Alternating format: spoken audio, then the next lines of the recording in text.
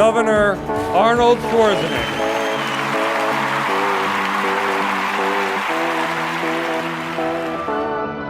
What is the secret to success?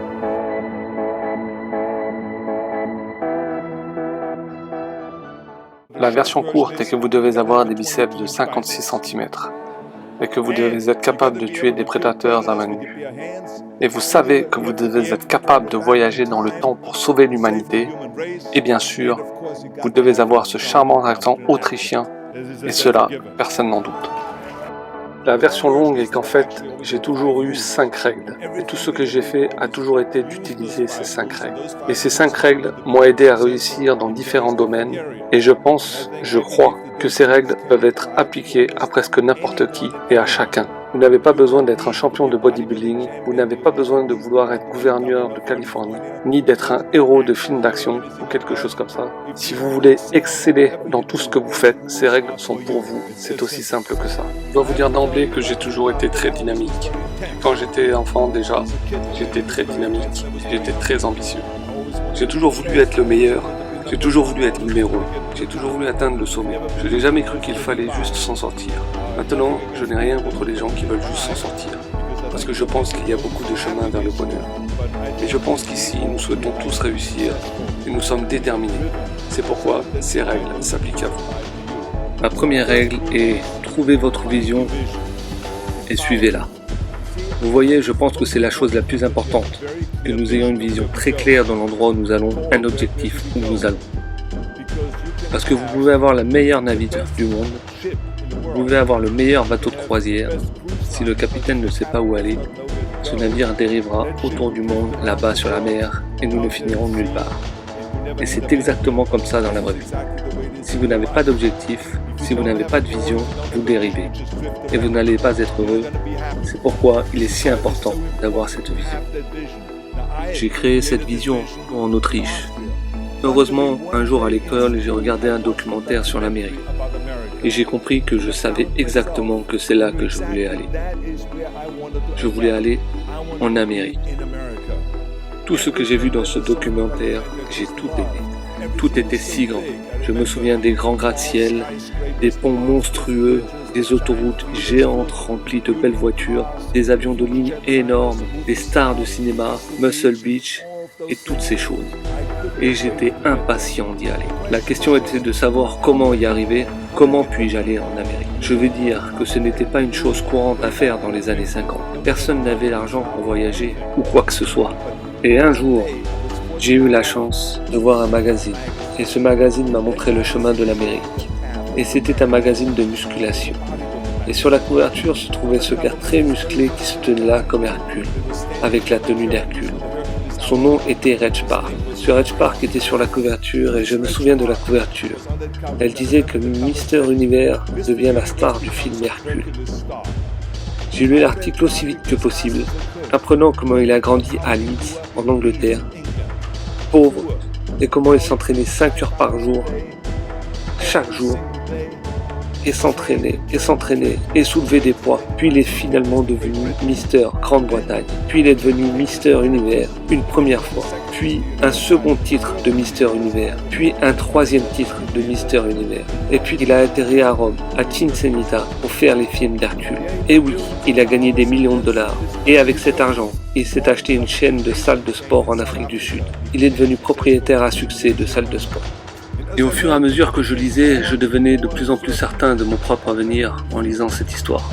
J'étais tellement excité, tellement intéressé, que je savais exactement que je voulais devenir un autre Reg Park. Je sais qu'il a tracé le plan de ma vie.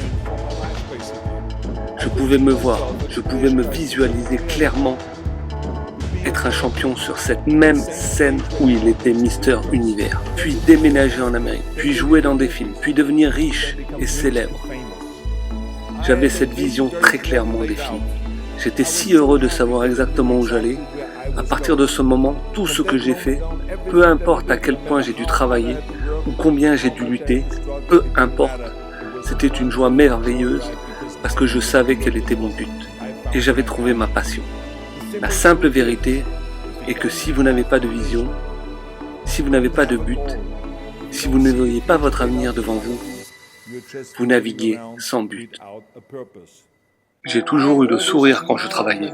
Peu importe à quel point je travaillais dur, je passais toujours un bon moment. Peu importe ce que je faisais, peu importe ce qu'il y avait, que ce soit en bodybuilding ou dans les films ou en tant que gouverneur. Je me souviens à l'époque du film Pumping and Run. Les gens me demandaient tout le temps dans la salle de sport pourquoi tu souris tout le temps. Pourquoi es-tu si heureux de devoir soulever 50 tonnes de poids? Tu dois t'entraîner 5 heures par jour.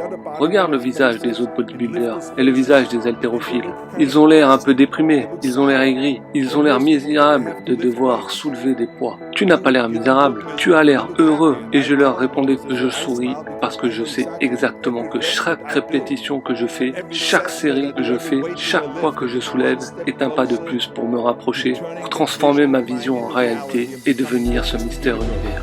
J'avais hâte de soulever 200 kg de plus en squat. J'avais hâte de faire un autre millier d'abdominaux. J'avais hâte de faire du développé couché, plus de développé couché et plus de biceps, jusqu'à ce que je ne puisse plus bouger mes bras. Parce que je savais que chaque répétition me rapprochait de me tenir debout sur cette scène en tant que champion. En fait, quand je soulevais des poids, je n'avais pas vraiment l'impression de soulever des poids. J'avais l'impression de soulever un trophée au-dessus de ma tête à chaque fois. Et d'avoir tous ces bodybuilders autour de moi et de milliers de personnes qui crient. Découvrez votre vision et le reste suivra. Ma deuxième règle est ne jamais penser petit. Si vous voulez accomplir quelque chose, vous devez voir grand, vous devez viser les étoiles. Le plus grand défi que la plupart des gens ont est qu'ils pensent petit. Et la raison pour laquelle les gens pensent petit et pourquoi ils choisissent de petits objectifs, c'est parce qu'ils ont peur d'échouer. Ils savent que si l'objectif visé est grand, les chances d'échouer sont très élevées. Et ils ont peur d'échouer. C'est l'une des choses les plus courantes pour lesquelles les gens sont figés, qu'ils ne peuvent pas bouger dans la vie, parce qu'ils ont peur d'échouer. Je me dis, je n'ai pas peur d'échouer, parce que ça fait partie de la vie. Vous ne pouvez pas avancer et tout gagner. Et jusqu'où vous pouvez tomber? Regardez ça, c'est le sol, c'est le plus bas que vous pouvez tomber. Et vous savez quoi? La seule fois où vous considérez vraiment l'échec, c'est si vous tombez et que vous ne vous relevez pas. Mais si vous vous relevez, vous n'êtes pas considéré comme un échec. Donc, je ne me suis jamais considéré comme un échec. Je me considère toujours comme un gagnant, même si j'ai échoué de temps en temps, mais je me suis toujours relevé. Et j'avance toujours. Alors rappelez-vous, ne jamais penser petit, pensez grand. Troisième règle est ignorer les défaitistes. Je pense qu'il est naturel que lorsque vous avez une grande vision et de grands rêves, et que vous avez de grands objectifs, les gens autour de vous vous diront « Je ne pense pas que cela puisse être fait. Je pense que c'est impossible. » Ou non. Je vous dis que j'entends ça tout le temps. Et je veux vous dire de ne les laisser jamais vous empêcher de rêver et de viser de grands objectifs. Et éliminez simplement ces mots « Non, impossible, cela ne peut pas être fait. » Je veux dire, dans chacune de mes carrières, quand quelqu'un m'a dit que c'était impossible, j'ai entendu que c'était possible. Quand quelqu'un m'a dit que ça ne peut pas réussir, j'ai entendu dire que ça peut réussir. Et quand quelqu'un a dit non, j'ai entendu haut et fort oui. Alors c'est ce en quoi je crois. Je suis un grand partisan de ce qu'a dit Nelson Mandela. Il a dit que cela paraît toujours impossible jusqu'à que ce soit fait. Et c'est exactement ce que c'est, et c'est exactement ce que je fais. Et je voulais battre celui qui réussissait. Je voulais battre de nouveaux records. Et je voulais faire quelque chose que personne d'autre n'avait jamais fait. Donc je pense que c'est ce que vous devez faire. Ne vous inquiétez jamais car personne ne l'a fait. Il suffit de penser au nombre de fois où ma carrière se serait arrêtée, ma carrière se serait terminée si j'avais écouté les défaitistes. Je n'ai pas écouté parce que je savais que si je travaillais dur et que je travaillais aussi dur que je l'ai fait dans le bodybuilding, 5-6 heures par jour, je ferais en sorte que je puisse leur prouver le contraire. Et j'ai commencé à travailler dur. J'ai commencé à prendre des cours de théâtre, des cours d'oral d'anglais, des cours d'élocution, des cours de dialogue et même des cours de suppression d'accent. Je courais toute la journée en disant des phrases comme « Un bon vin pousse dans une vie ». Quand j'ai fait Terminator, James Cameron a dit, et c'était vraiment génial, il a dit que la phrase « I'll be back » est devenue l'une des phrases de films les plus cultes de l'histoire du cinéma à cause de l'accent fou d'Arnold, parce qu'il ressemblait à une machine quand il parlait.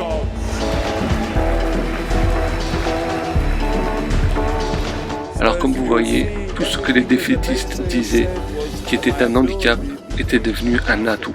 Et il en a été de même dans ma carrière politique, quand je me suis présenté gouverneur. Ils ont immédiatement dit que je ne devrais pas le faire. C'est une grosse erreur, cela n'arrivera pas. Je perdrai et tout ce genre de choses. Et le reste, bien sûr, est de l'histoire. L'essentiel est que si j'avais écouté les défaitistes, ma carrière aurait pris fin à l'âge de 15 ans. Et je serais encore en train de yodeler en Autriche dans les Alpes. Et je ne serais pas ici pour vous parler. Et la raison pour laquelle je suis ici aujourd'hui et vous parler, c'est parce que je n'ai pas écouté. Que ce soit impossible ou non. Je vous recommande simplement d'ignorer très fortement les défaitistes. Ma 4e règle est travailler dur. Personne n'a jamais rencontré le succès par hasard, sauf peut-être le gars qui a trouvé de l'or en Californie. Mais ne pensez jamais que vous pouvez être cette personne. Je veux dire que vous ne voulez jamais échouer parce que vous n'avez pas travaillé assez dur. J'ai toujours cru en la citation « Remuez ciel et terre et travaillez dur ». C'est ce que j'ai toujours cru. Peu importe ce que vous faites, travaillez, travaillez, travaillez. Je me souviens de Muhammad Ali, l'un de mes grands héros. Il avait une grande réponse dans les années 70 quand on lui demandait combien de sit-ups faites-vous. Il répondait « Je ne sais pas parce que je ne commence à compter que quand ça commence à brûler. Quand ça commence à brûler, c'est là qu'il commence à compter. Vous voyez, c'est ce qui fait de vous un champion. Peu importe dans quel domaine vous êtes, no pain, no gain. On n'a rien sans rien. L'essentiel est l'une de mes règles, qui est de travailler dur. Si vous n'appliquez pas cette règle, toutes les autres règles ne voudront rien dire. Je veux dire que ça me rend complètement dingue quand les gens disent « Je n'ai pas le temps de m'entraîner ». J'ai entendu ça plusieurs fois. Je n'ai pas le temps de m'entraîner. Waouh, j'ai travaillé si dur toute la journée, je suis fatigué, je ne peux plus m'entraîner. Ou je ne peux pas lire un autre livre. Ou je n'arrive pas à améliorer. Ou je n'ai pas le temps. Ou je travaille si dur que je ne peux pas améliorer mon entreprise. Ou je ne peux pas m'améliorer en tant que personne. Ou aucune de ces choses. De quoi diable parlons-nous ici? Je veux dire qu'une journée dure 24 heures. Vous dormez 6 heures, donc il vous reste 18 heures. Je veux dire, je sais que certains d'entre vous disent « Eh bien, attendez une minute, je dors 8 heures en fait. Mais dormez plus vite, ok ?» Tu sais ce que je veux dire. Ne nous enlisons pas avec ce truc. Écoutez, quand je suis venu aux États-Unis, je me souviens que je m'entraînais 5 heures par jour, tous les jours, et je gérais une entreprise de construction. J'étais maçon, et je suis allé à la fac aussi. Et j'ai pris des cours de théâtre de 8 heures le soir à minuit. Tout ça en une journée. Tous les jours, j'ai fait ça. Je ne m'inquiétais pas. Je savais que j'avais 24 heures et je ne voulais pas perdre une seule heure parce que je crois en ce que Ted Turner dit. Il est un grand entrepreneur qui a fondé CNN et autres. Il a dit se coucher tôt, se lever tôt, travailler comme un diable et faire de la publicité. Donc c'est ce que je crois. Rappelez-vous, vous ne pouvez pas gravir cette échelle du succès avec vos mains dans vos poches. Vous devez travailler dur et c'est aussi simple que ça.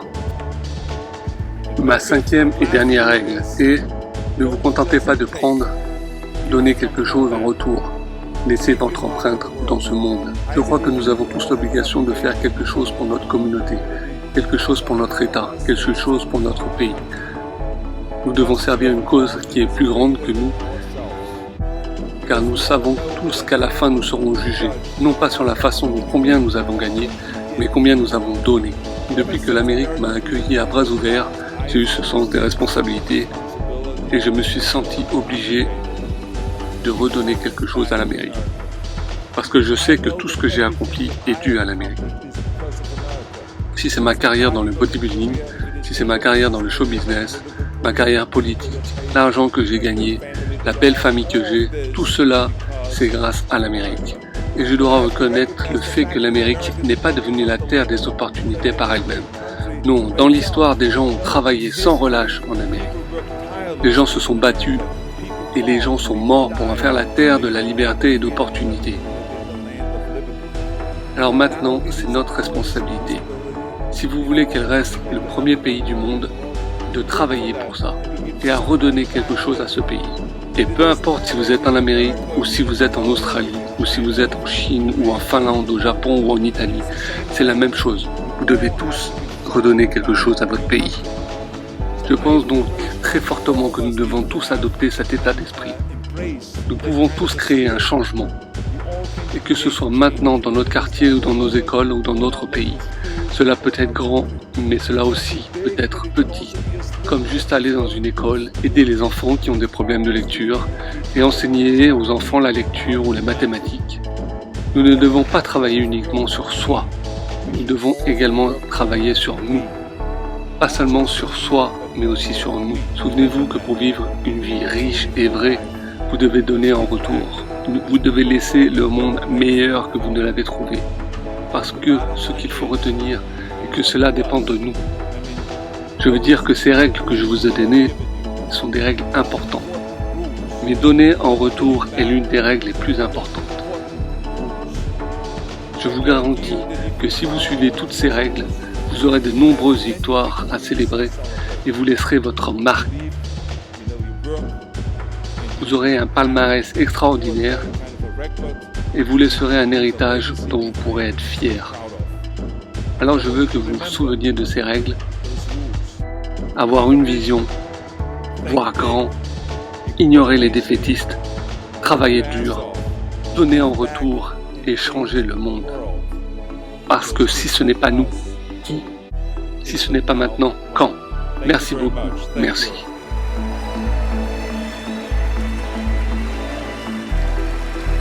Give it up for Miss Arnold Schwarzenegger.